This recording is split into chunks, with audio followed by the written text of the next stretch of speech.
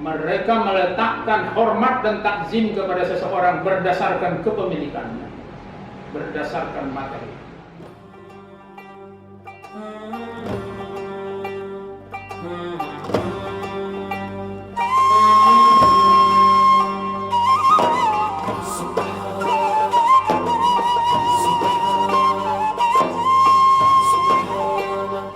Bismillahirrahmanirrahim.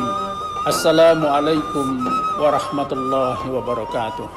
Saudaraku, perjalanan hidup kita telah bercerita panjang kepada kita bahwa sebenarnya manusia ini adalah makhluk spiritual, makhluk yang sejatinya dan seyogianya dipimpin oleh rohaninya. Akan tetapi banyak sekali manusia alpa terhadap masalah ini. Mereka tergiur dengan pandangan-pandangan yang pendek, simplistik, dangkal, karena pandangan matanya, apalagi hawa nafsunya, yang sangat tergiur pada fisik dan materi. Tidak hanya sampai di situ. Begitu tertariknya manusia dengan persoalan-persoalan fisik dan materi, hingga mereka mengaguminya, mereka meletakkan hormat dan takzim kepada seseorang berdasarkan kepemilikannya, berdasarkan materinya. Keadaan seperti ini disindir oleh Allah Subhanahu wa taala. Afara'aita man ittakhadha ilahahu hawahu.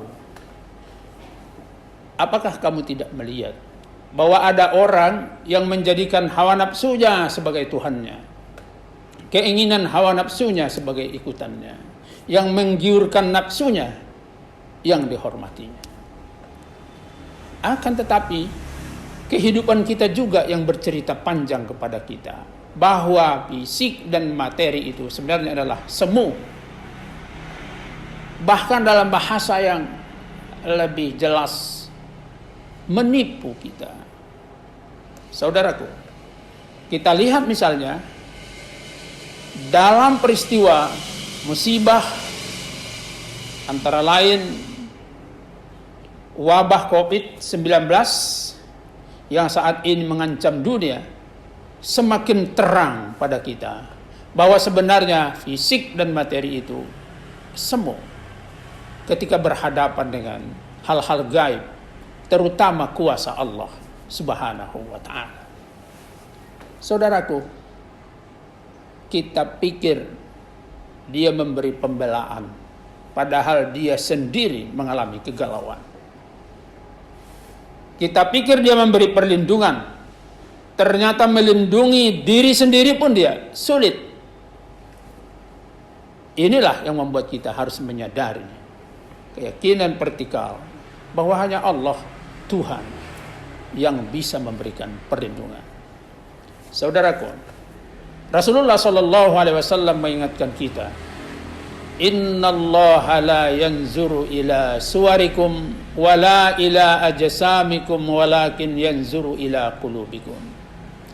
Allah tidak pernah memperhatikan rupamu dan jasadmu. Akan tetapi yang menjadi pertimbangan utama bagi Tuhan adalah hatimu. Intrinsik, aspek intrinsik, bukan ekstrinsik. Namun kita tertipu. Bukan hanya manusia biasa. Kadang-kadang yang menekuni spiritual pun alpa di sini. Tergiur dengan materi dan fisik. Dia anggap itu sesungguhnya, padahal dalam pandangan ini itu adalah semu. Saudaraku, kondisi ini sebenarnya berbicara dengan kita bila kita gunakan hati kita, bahwa dalam hidup ini sebenarnya yang paling berpengaruh dalam perjalanan hidup kita adalah rohani kita, spiritual kita.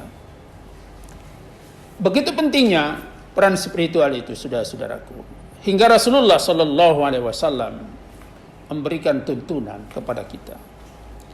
Idza aradallahu bi'abdin khairan ja'ala lahu wa'izan min nafsihi ya'muruhu wa yanhahu.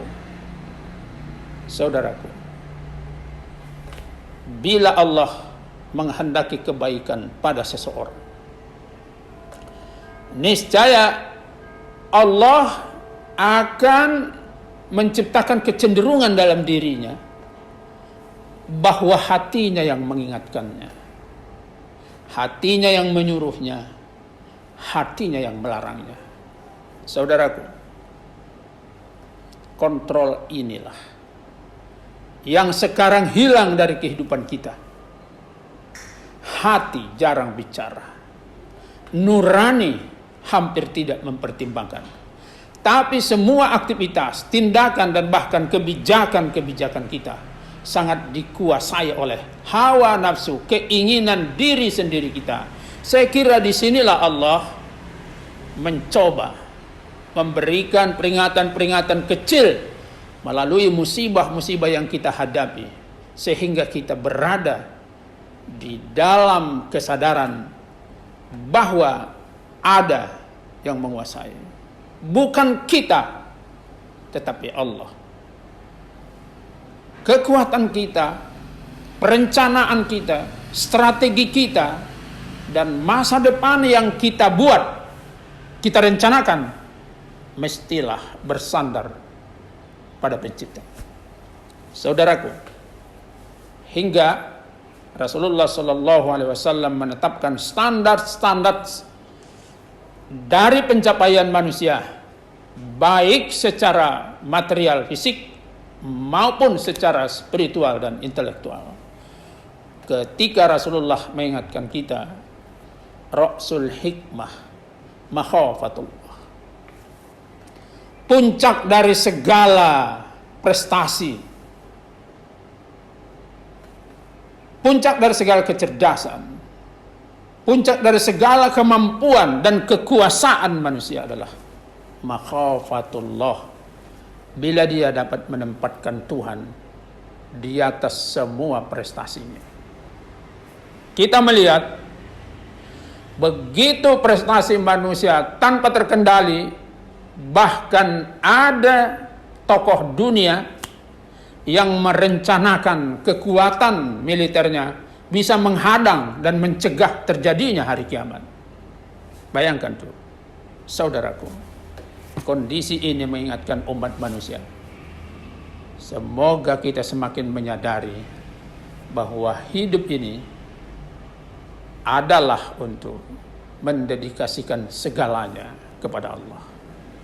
Wassalamualaikum warahmatullahi wabarakatuh.